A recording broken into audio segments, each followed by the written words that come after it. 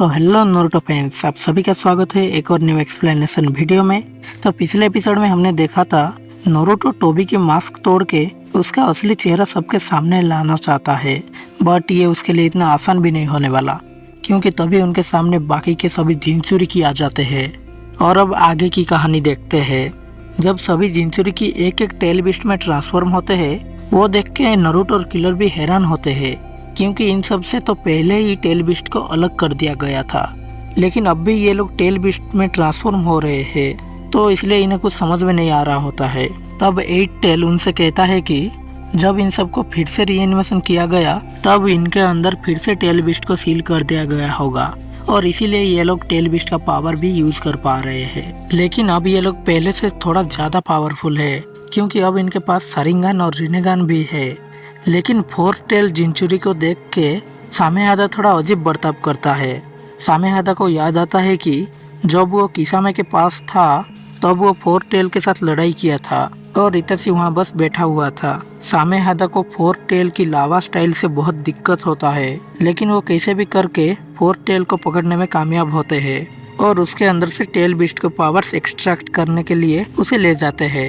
सामेहादा को सिर्फ fourth tell की लावा स्टाइल ट्रांसफॉर्मेशन से ही दिक्कत होता है। तभी किलर भी एक जिन्चुरिकी पे हमला करता है, और सामेहादा से वो जब उसे मारने की कोशिश करता है, तब वो जिन्चुरिकी इजीली उसे डॉज कर लेती है।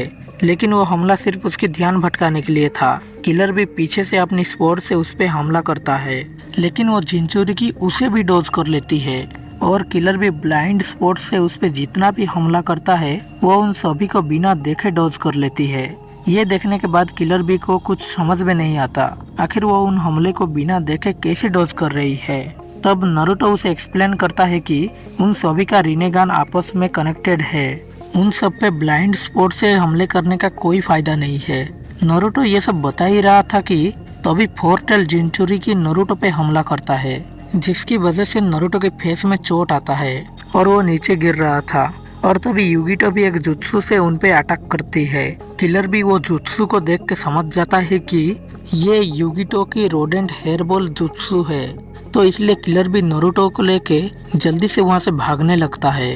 किलर भी और नारुतो जिस तरफ भी जाते हैं, युगिटो की गई हमला भी उनका पीछा करते हुए उसी तरफ जाता है।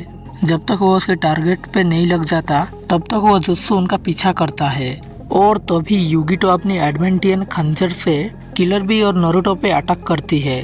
किलर बी बस थोड़ी से के लिए ही बच जाता है, बस उसके स्कार्फ का एक टुकड़ा नीचे गिरता है। फिर नारुतो और किलर बी एक झाड़ियों के पीछे छुप जाते हैं। किलर बी युगिटो के हमले करने की मूवमेंट्स देख के हैरान होता है, बिकॉज पहले युगिटो के हमले करने की मूव्स उतने भी अच्छे नहीं थे, और उन सभी जिन्चुरिकी के रिनेगन आपस में लिंक होने की वजह से ये दोनों यहाँ पे ज्यादा देर छुप भी नहीं सकते।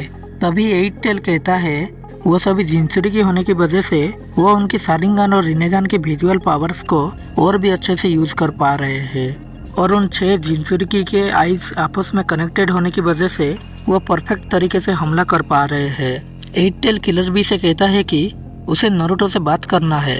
ये सुन के किलर बी नारुतो से फिस्ट बम्प करने के लिए कहता है, तो नारुतो किलर बी के साथ फिस्ट बम्प करके एट टेल से बात करता है। एट टेल कहता है नारुतो अब आगे क्या करना है, उन सब का विजुअल पावर्स आपस में लिंक्ड है, इसलिए हम उन पे अटैक भी नहीं कर पा रहे हैं। नारुतो कहता है कि उनसे लड़ने का सिर्फ एक ही तरीका है, उन सबको अलग करके एक एक के साथ निपटना होगा। और नारुतो को थोड़ा एक्सपीरियंस भी होता है, क्योंकि जब उसने पेन के साथ फाइट किया था, तब भी नारुतो को ऐसे ही करना पड़ा था। और नारुतो एट टेल और किलर बी को बताता है कि अगर उन सभी जिन्चुरिकी को हराना है, तो उनके बॉडी के कहीं पे ब्लैक रोड लगा होगा, उसे निकाल दिया तो काम बन जाएगा, क्योंकि बिना ब्लैक रोड के कोई उन्हें कंट्रोल नहीं कर पाएगा। नारुतो पेन के साथ लड़ने के वक्त भी उसके बॉडी से ब्लैक रोड्स को निकाल दिया था, और अब इनके मेन टारगेट है उन सभी जिन्चुरिकी के बॉडी पे जो ब्लैक रोड्स है, उन्हें ढूंढ के निकालना। तभी किलर बी युगिटो के चेस्ट में देखने के लिए उन्हें कहता है। ये सुन के एट टेल किलर बी को डांटते हुए कहता है, ओए यहाँ लड़ाई के मैदान में तुम्हें चेस्ट देखने की पड़ी है, बेशरम कहीं के। लेकिन किलर भी उन्हें ध्यान से देखने के लिए कहता है, और तभी वो लोग देखते हैं कि युगिटो के चेस्ट में ब्लैक रोड लगा होता है। नारुतो जल्दी से ब्लैक रोड निकालने के लिए भागते हुए जाता है। नरूटो साबित कर दिया वो चिचोरे बाबा का ही स्टूडेंट है। तभी फोर टेल लावा स्टाइल में ट्रांसफॉर्म होकर नरूटो के सामने आ जाता है। नरूटो दोनों हाथ से उसे पकड़ के रखता है और वो फोर टेल के चेस्ट में भी वैसे ही ब्लैक रोड देखता है और जल्दी से राशिंगन बना के उसके चेस्ट पे हमला करता है। नरूटो ब्लैक रोड राशिंगन से तोड़ने से पहले ही वहाँ एक और जिन्चुरिकी आके नरूटो को एक किक मारता है। नरूटो को गिरने से बचाने के लिए किलर भी अपनी टेल इस्तेमाल करके नरूटो को पकड़ लेता है और वह भी नरूटो के साथ पीछे दूर जाकर गिरता है। एट टेल किलर भी से कहता है, यहाँ बहुत सारे पेड़ होने की वजह से तुम अच्छे से नहीं लड़ पा रहे हो। तुम्हें पता है ना, तुम ज्यादा से ज्यादा खाली फील्ड में लड़ते हो, तुम्हें वहाँ ज्यादा एडवांटेज मिलता है, तो इसीलिए तुम्हें अब वो करना ही होगा।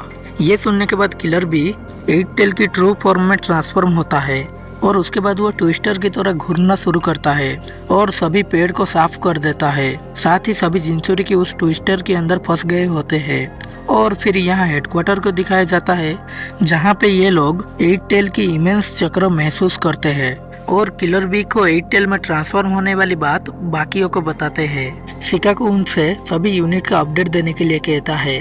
वो बताते हैं कि फर्स्ट और सेकंड यूनिट लगभग सभी व्हाइट जेट्स को खत्म कर चुके हैं, अब सिर्फ 20-25 ही बाकी है और ये लोग उन्हें भी बहुत जल्द खत्म कर देंगे।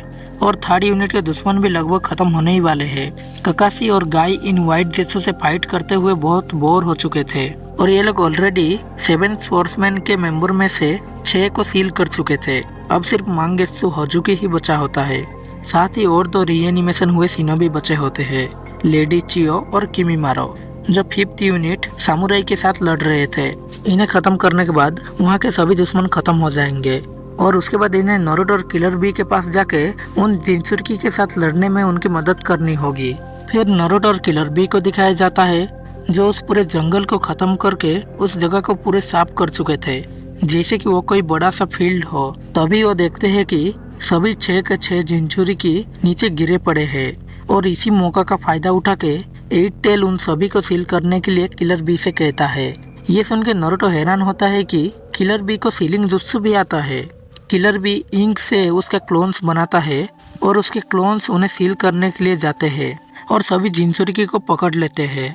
और किलर बी के सीलिंग जुत्सु इस टाइप से काम करता है कि वो इंक से बने हुए क्लोन्स जिन्चुरिकी के बॉडी पे कवर हो जाएंगे और उन्हें सील कर देंगे। ये इंक सीलिंग जुत्सु है और किलर बी को सिर्फ यही सीलिंग जुत्सु आता है और इसे काम करने में 3 सेकंड का टाइम लगता है। बट 3 सेकंड होने से पहले ही टोबी जमीन के अंदर से आके उन सभी जिन्चुरिकी के पावर्स और ज्यादा कर देता है, जिसकी वजह से किलर बी का सीलिंग जुत्सु काम नहीं करता। लेकिन नरूटो उसे देख के कहता है, वाह ये तो बहुत अच्छा सीलिंग जुत्सु है, क्योंकि नरूटो को ये पता नहीं होता कि आखिर ये सीलिंग जुत्सु काम कैसे करता है। उसे लग रहा होता है कि वो लोग सील हो रहे हैं, बट असल में वो सीलिंग जुत्सु अब बेकार हो चुका है। तब एट टेल नरूटो से कहता है कि वो सीलिंग जुत्सु उन पे काम नहीं किया, क्योंकि अचानक से ही उनका पावर्स बढ़ गया है। तभी वो टोबी को देखते हैं जो जमीन के अंदर से निकलता है और उन जिन्चुरिकी को नरूटो और किलर बी पे हमला करने के लिए ऑर्डर देता है, जिसके बाद वो सभी जिन्चुरिकी उन दोनों पे हमला करते हैं। एट टेल अपने हाथ से 6 टेल को पकड़ लेता है और दूसरे जिन्चुरिकी आके नरूटो पे हमला करते हैं और उसे मारना शुरू कर देते हैं। 6 टेल अपने ब्लू फॉर्म में आता है और उसकी स्ट्रॉन्ग अल्कालाइन फ्लूइड की वजह से एट टेल का हाथ मेल्ट होने लगता है।